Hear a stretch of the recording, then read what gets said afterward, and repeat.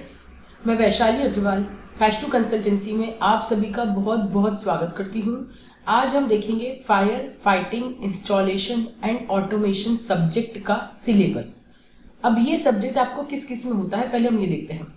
तो ये सब्जेक्ट आपको बीई अगर आप कर रहे हैं, that is bachelor of engineering in fire and safety, या in fire technology and safety engineering, या सेफ्टी एंड फायर टेक्नोलॉजी, या HSE हेल्थ सेफ्टी एनवायरनमेंट, या आप बीटेक कर रहे हो, या आप एमटेक कर रहे हो, या आप ADIS कर रहे हो, advance diploma in industrial safety, या फिर पोस्ट ग्रेजुएट डिप्लोमा आप कर रहे हो, PGD कोर्स कर रहे हो, एडवांस डिप्लोमा कर रहे हो, मतलब किसी भी फायर सेफ्टी के कोर्स या HSE के कोर्स में ये उसका एक मेन सब्जेक्ट है, कोर सब्जेक्ट है, राइट।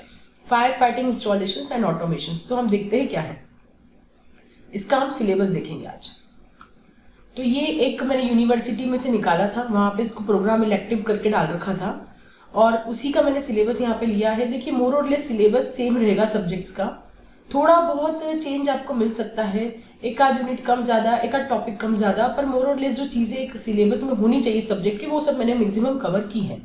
तो इसमें यूनिट 1 है, यूनिट 2 है, यूनिट 3 है, यूनिट 4 है, यूनिट 5 है, 5 यूनिट्स का सिलेबस है और रेफरेंस बुक्स के भी नाम दिए हुए हैं नीचे। मेनली नाम उन्होंने NFP के बुक्स के दिए हैं, that is national fire protection association की बुक्स के। अब हम सिलेबस के अंदर देखते हैं कि आपको क्या क्या टॉपिक्स पढ़ने रहेंगे। सपोज कोई कोर्स करना चाह रहा है तो वो जानना चाहते हैं कि हमें क्या पढ़ना होगा इस कोर्स में, किस किस सब्जेक्ट्स में क्या क्या रहेगा, तो मैंने उसके हिसाब से सिलेबस के फोटोग्राफिक व्यूज ज़्यादा बनाए हैं। जैसे यूनिट 1 आएगी grouping of fixed fire fighting installations, unit 2 रहेगी इसमें water supply and hydrant systems, unit 3 रहेगी मैकेनिकल फोम इंस्टॉलेशंस, यूनिट 4 रहेगी installations involving CO2 and DCP, CO2 is carbon dioxide, DCP is dry chemical powder, unit 5 रहेगी fire alarm and detection system. तो ये 5 unit का syllabus रहेगा। इसमें unit 1 है grouping of fixed fire fighting installations. अब इसमें क्या क्या रहेगा मैं उसके इनसाइट्स थोड़े से बताती हूँ। इसमें हमें ये देखने को रहेगा फिक्स्ड फायर फाइटिंग इंस्टॉलेशंस, इस तरह की जो होती है उसकी हम डिटेल में स्टडी करेंगे सब्जेक्ट में। फिर रहेगा provisions of first aid fire fighting arrangements, fire fighting करने के लिए जो स्टार्टिंग में जो फर्स्ट एड इक्विपमेंट्स यूज आते हैं, first aid fire fighting equipments जिनको हम बोलते हैं वो ये है। इसमें फायर एक्सटिंग्विशर से, रेस्क्यू के इक्विपमेंट से, टूल से, वो सबके बारे में बताया रहेगा। फिर नेक्स्ट आता है एक्सटर्नल हाइड्रेंट्स, जो एक्सटर्नल फायर हाइड्रेंट्स होते हैं उनके बारे में बताया जाएगा। फिर है रिंग मेन्स, एक बिल्डिंग या एक उसकी पेरीफेरी के आसपास जो हम हाइड्रेंट का इंस्टॉलेशन करते हैं उसको रिंग मेन्स बोलते हैं। ये उसके बारे में डिटेलिंग रहेगी कि कितनी बड़ी बनानी है, क्या रखना है, उसका डायमीटर, पाइपलाइन साइज, कितने पॉइंट्स देने हैं हाइड्रेंट के, कितने वॉल देने हैं, ये सब कुछ इसमें बताया जाएगा। फिर ये राइजिंग मेन्स है, राइजिंग मेन्स वगैरह भी उसके लिए होती है, स्प्रिंकलर्स के लिए होती है, ड्रेंचर्स के लिए होती है। फिर ये आएगा डाउन कमर्स, फिर रहेगा ड्राई राइजर्स, ये सब फायर फाइटिंग के काम में आने वाली वेरियस चीज़ें हैं। मॉल्स वगैरह में आप देख सकते हैं ये डाउन कमर्स और ये ड्राई राइजर्स, ये आपको मेनली शॉपिंग मॉल, जो कि हम यूथ बहुत ज़्यादा है, लोग बहुत जाते हैं, तो शॉपिंग मॉल्स में आपको देखने को इजीली मिल जाएगी और हाई राइज बिल्डिंग, बड़ी बड़ी मल्टीज में भी इजीली आपको देखने को मिल जाएंगे दोनों चीज़ें। फिर उसके बाद है वेट राइजर्स, ये भी वहीं देखने को मिल जाएगा। फिर ये स्पेसिफिकेशन ऑफ ईच टाइप, जो भी हमने भी तीनों देखे, चारों देखे, उन सबके स्पेसिफिकेशंस।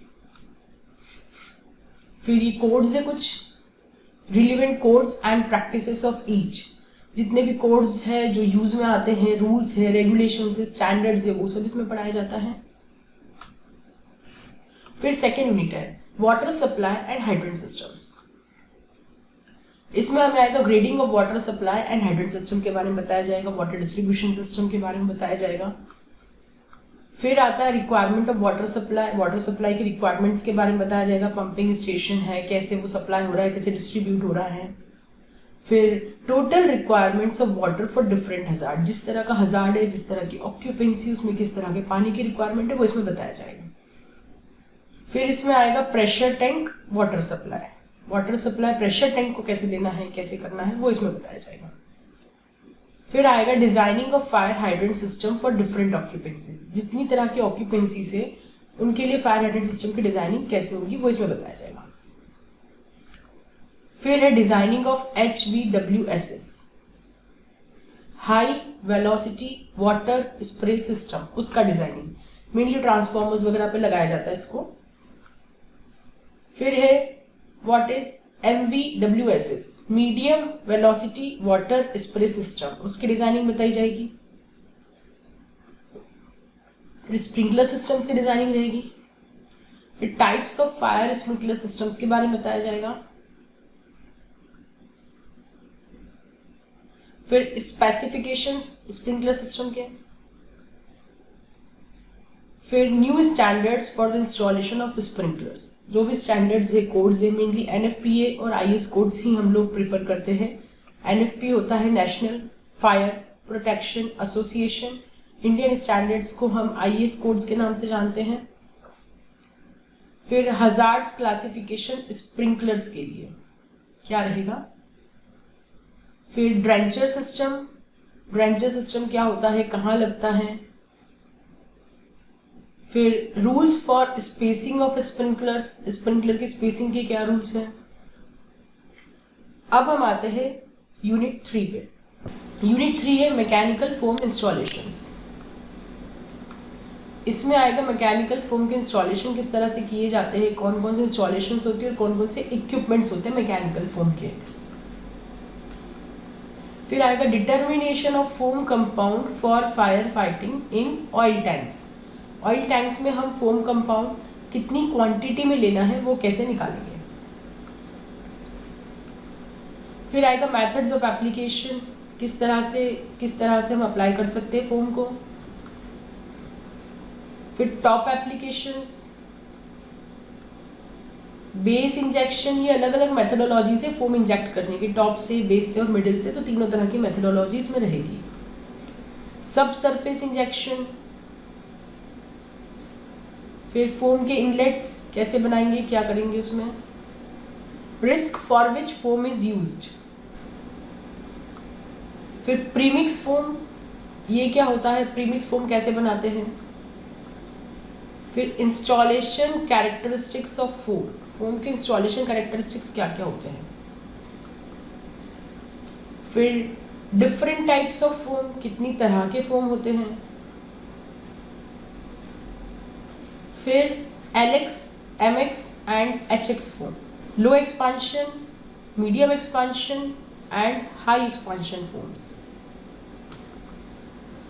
फिर है एप्लीकेशंस ऑफ फोम, फोम के कहाँ कहाँ एप्लीकेशंस है और उसको किस तरह से यूज करते हैं। फिर है advantages of foam, disadvantages of foam, storage of foam concentrates, foam concentrates को कैसे स्टोर करें, किस कंडीशंस में रखें। फिर आता है unit 4, installations involving CO2 and DCP, that is carbon dioxide and dry chemical powder. CO2 के इंस्टॉलेशंस किस तरह से किए जाते हैं, ये बैंक बना लेते हैं CO2 को और इस हिसाब से उसको फिर लगाया जाता है। DCP के इंस्टॉलेशंस हैं, special features CO2 installations, special features DCP installations, characteristics CO2 installations के, कैरेक्टरिस्टिक्स DCP इंस्टॉलेशंस के, डिजाइनिंग CO2 इंस्टॉलेशंस की, डिजाइनिंग DCP इंस्टॉलेशंस की। फिर है अरेंजमेंट्स, CO2 इंस्टॉलेशन के अरेंजमेंट्स। फिर है DCP इंस्टॉलेशन के अरेंजमेंट्स। फिर है operations of CO2 installations, operations of DCP installations. फिर है extinguishing action CO2 installations, extinguishing action DCP installations. फिर है risk CO2 installations, risk DCP installations, specifications of CO2 installations, specifications DCP installations। फिर है unit 5 fire alarm and detection systems. इसमें हमको जितनी तरह के अलार्म सिस्टम होते हैं, डिटेक्शन सिस्टम होते हैं, सबके बारे में पढ़ाया जाएगा। जैसे कि fire alarm and detection system का डिजाइनिंग, फिर fire alarm and detection system के calculations, fire alarm and detection system की टेस्टिंग,